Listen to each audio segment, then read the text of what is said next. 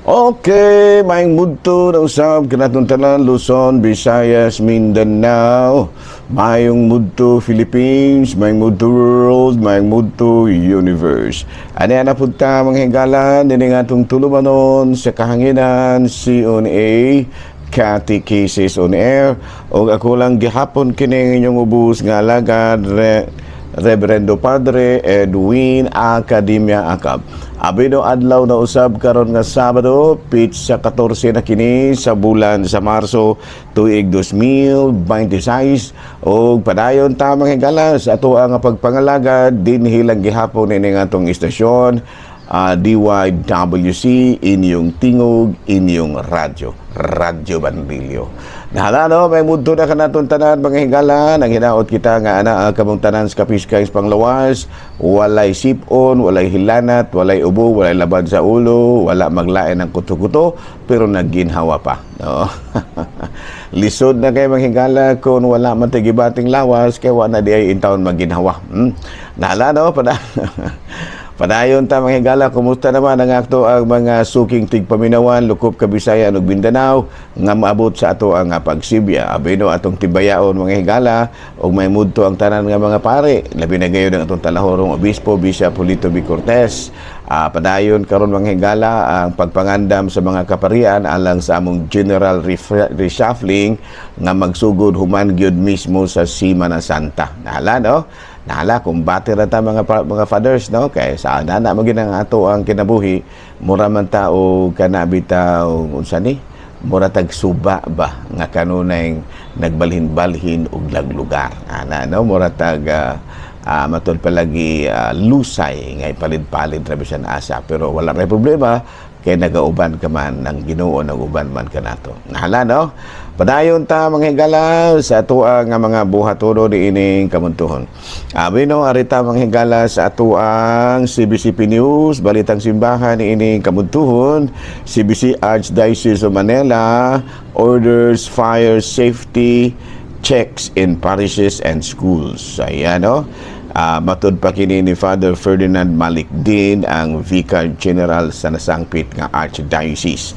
Matud pa sa kanung nga panahon na lagi kay nahuman naman ang La Nina, mupuli naman kining El Nino, panahon sa tig-init, may puruhan gyud mga higala nga aduna gyud mga patak-patak nga mga problema sunog nga moabot mo na nga panawagan karon ni Father Ferdinand Malikdin ang Vicar General sa the Archdiocese of Manila nga ipang-check gyud no ipang-check gyud ang safe ba ang ato ang mga parokya o mga schools o mga matud pa religious related institutions.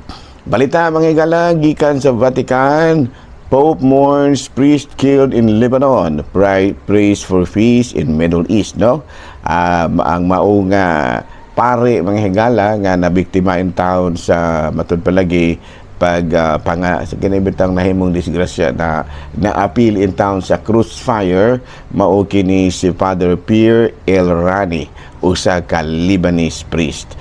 Gipadayag sa atong talahorong Santo Papa ang iyahang kasubo tungod sa kamatayon sa maong pari ug nangayo nag-ampo karon antong talahorong Santo Papa ug pag-ampo alang sa tunga-tungang sinlakan.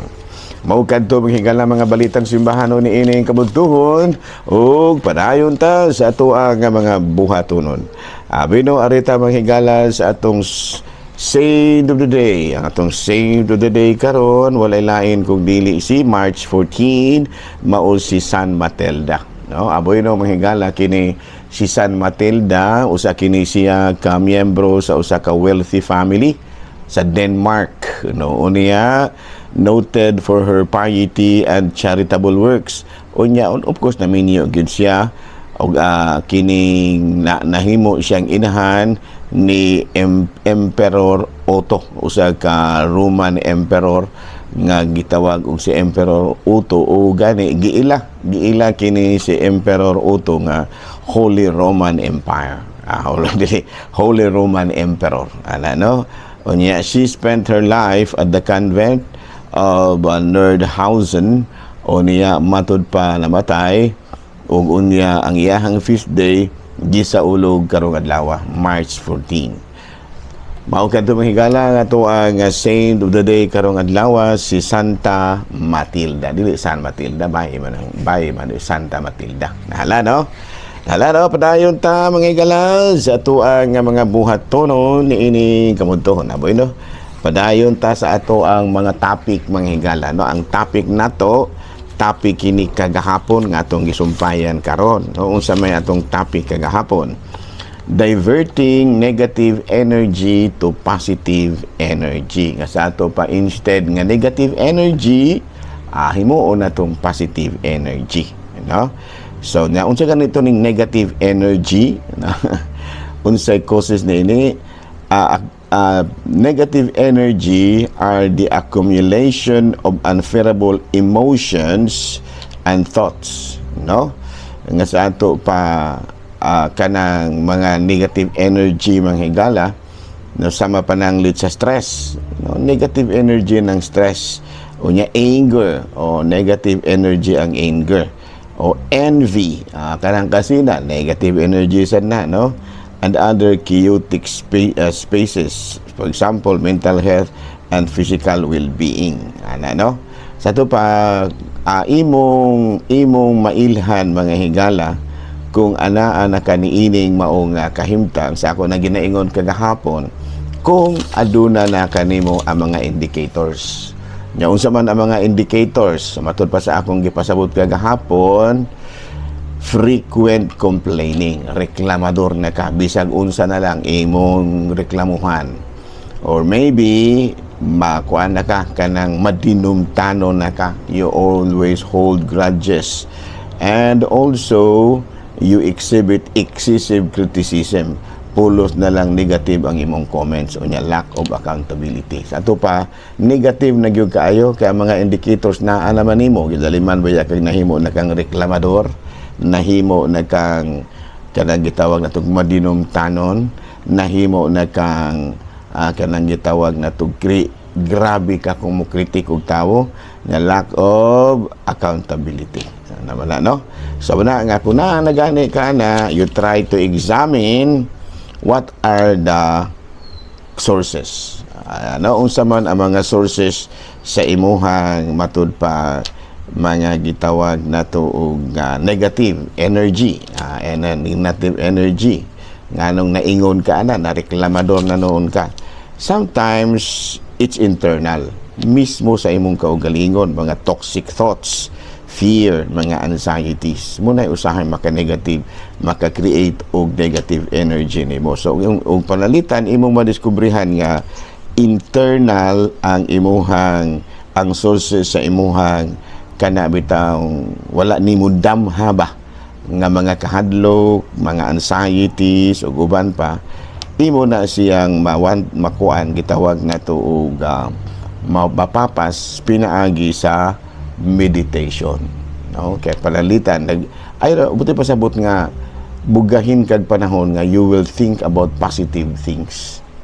No, imo bang kalimtan ang mga ang imong mga kahadlok, ang imong mga anxiety, ang imong mga sadness or whatever, kalimto sana and think of beautiful things. No, mo na gitawag meditation nga maghuna-huna ka, practice na no, kinahanglan nga duna gyud ka poy abilidad ni anang gitawag natong meditation. Tuduan ato gihapon ang iapilo niya no, what to meditate no. Pero basta kay kanang meditation imong kuhaon ang imong lugar in a present situation no, kana bitang naa ka sa kasuko, naa ka sa gitawag natong kaguol, imong i-divert ang imong huna-huna no, mo paingon ka sa kana bitaw imong pangkuhaon tong mga toxic thoughts and fear, mo nang mag-meditate na ka, mo nang mentalism no, maghuna-huna ka og kanang positive spaces no, positive environment, mo nang muadto ka og mga lugar daplin sa dagat, muadto ka sa lugar sa bukid nga diinindot kaayo ang gitawag natong sceneries ug daghan panguban no, muna siya maka-divert sa imong huna-huna. And then dito magkuan ka na gitawag na to og kana mitang mag-meditate ka dito, nindot kaayo ang tempo inana, so ma-diverted ka kay kun pananglitan og naa ra gyud gihapon imong gihuna-huna, kana ra gyud gihapon ang mga kasuko, ang iyong mga kahiubos, ang imong mga kahadlok, maka-create na siyang negative energy o ang negative energy ra ba kung dili nimo na ma-express into positive energy, mamahimo na siyang physical illness. Ano? And then if it is external, kung ang sources sa imong mga stress, mga anger, mga envy, or mga chaotic spaces external, kana ba mga negative people in kanang hostile environments or cluttered surroundings, muna nang akong giingon nimo nga biya na ng lugar. Muna gitawag sa English og set boundaries. No, set boundaries. Take time to be alone. Balhin, biya juga na. Kaya kung dili, the more nga madugangan ang mga negative energies if it is external. No, kung internal, you don't have to go anywhere. Pero kung external, vacate the area.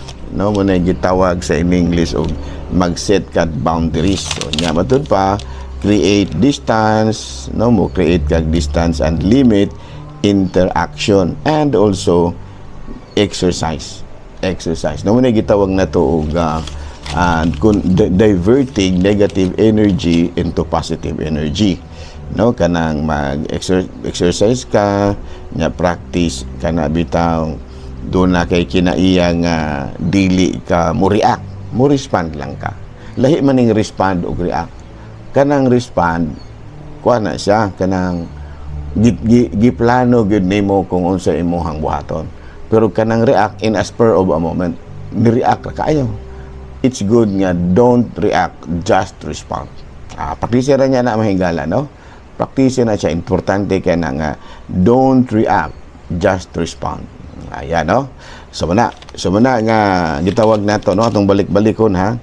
Kini bitaw kung ang sources gani sa imuhang mga stress o imuhang negative emotions, anger, envy, no, ug uban pa nga mga negative emotions, unfavorable emotions, internal, kana bitang toxic thoughts, fear, anxieties, ang tambal na gid ana is meditation. Kinaama sa sulod, naama sa sulod sa imong kasing-kasing. Pero kung external, mga tao nga kontrabida sa imong kinabuhi, mga lugar nga di kaganahan pero naa ka nagpuyo, or cluttered surroundings, kana bang lugar nga mura og di nagyud ka makakaya, mura og di nagyud magserbi, ang pasaw na biya gyud ang lugar. No? Mo ginatawag na to create distance, palayo gyud din ha. No? Palayo gyud din ha. No? Unya dunagi medyo mura kag maikog, learn to say no. No gyud ka, no, mula mapalayo gyud usa ko. Mukuan gyud usa ko, makana mangita kog space. Munay look for a space. Ganyan ha.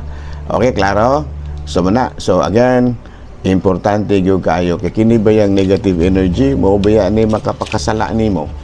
Mao baya ni makatuklod kanimo pagbuhat og dautan. So nga always and ever, no, ilha kung unsa mga sources. If it is internal, then try to train your mind, no, meditation. Pero kung external, create distance, palayo og yugyutay. Kaya kung dili, kanada ang mga tao nga imuhang gikasukan, nga mo hinaaga si imong manadugay, nas imong tapad pirmi, madugay masumbagan ganani mo. O di ba masingkahan ganani mo, or maybe makahimo kag negative from the negative energy, musamot yun ang ka-negative kung masumbagan na nimo ng yung naas yung tapad. So the best thing is create distance. Okay? Klaro? Nya ayaw kalimot ha.